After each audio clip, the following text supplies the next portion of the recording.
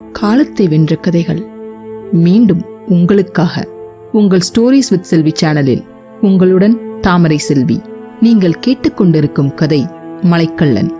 வாருங்கள் கதையை தொடரலாம். இதுவரை காத்தவராயன் கிட்ட இருந்து காப்பாத்தி பூங்கோதைய தன்னோட வீட்டுக்கு கூட்டிட்டு போறார் அந்த பெரியவர். இனி அதே சமயம் போலீஸும் சும்மா இருக்காது இல்லையா? பூங்கோதையை கண்டுபிடிக்கிறதுக்காக துரிதமா வேலை பார்க்கிறார் இன்ஸ்பெக்டர் ஆறுமுகம். அப்ப விசாரணையில விடியக்கால ஒரு 3 மணி வாக்குல ஒரு 4 பேர் ஒரு கட்டில தூக்கிட்டு போனதா ஒரு ஆள் சாட்சி சொல்றார்.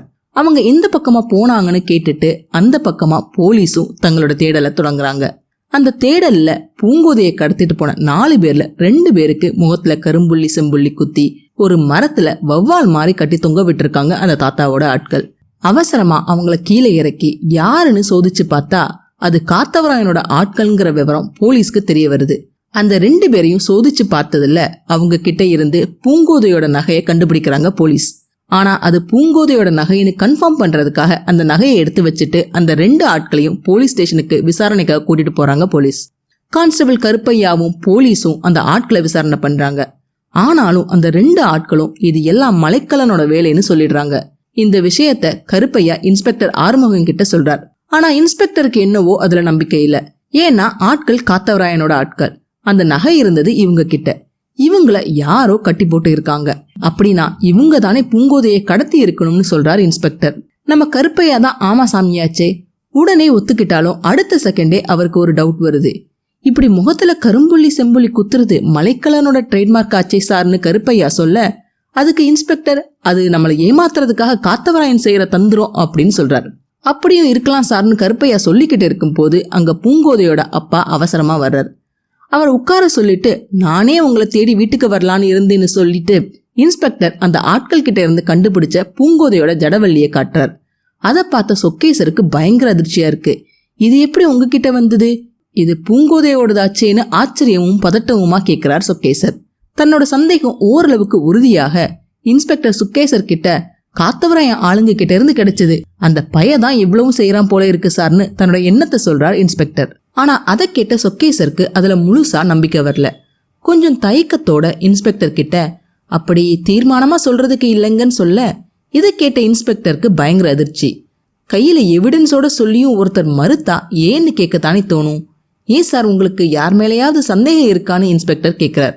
சந்தேகம் இல்லைங்கன்னு சொல்லி தான் கொண்டு வந்த லெட்டரை இன்ஸ்பெக்டர் கிட்ட நீட்டுறார் சொக்கேசர். இன்ஸ்பெக்டருக்கு ஒண்ணுமே விளங்கல. அதை வாங்கி படிச்சவருக்கு ஆச்சரியம் தாங்கல. இருக்காதா பின்ன, இது காத்தவராயனோட வேலைன்னு கண்ணு முன்னால சாட்சியம் கிடைக்க அந்த லெட்டர்ல திட்டவட்டமா பூங்கோதை மலைக்கள்ளன் கிட்ட இருக்கிறதா எழுதி இருக்கும் போது அதை எப்படி மறுக்க முடியும்?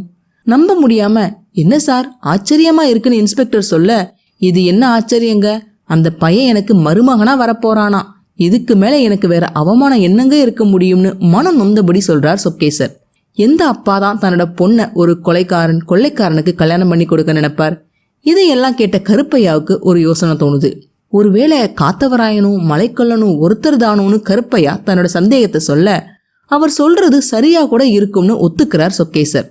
ஆனா நம்ம கருப்பையா ஒரு தண்ணியில் அவியறாளா? அவருக்கு திடும்னு அடுத்த யோசனை வருது. ஒருவேளை நம்மளை ஏமாத்துறதுக்காக காத்தவராயன் தான் மலைக்கள்ளன் மேல பழி போடுற மாதிரி லெட்டர் எழுதியிருப்பானோன்னு சொல்ல, இன்ஸ்பெக்டருக்கு எரிச்சல் தாங்கல.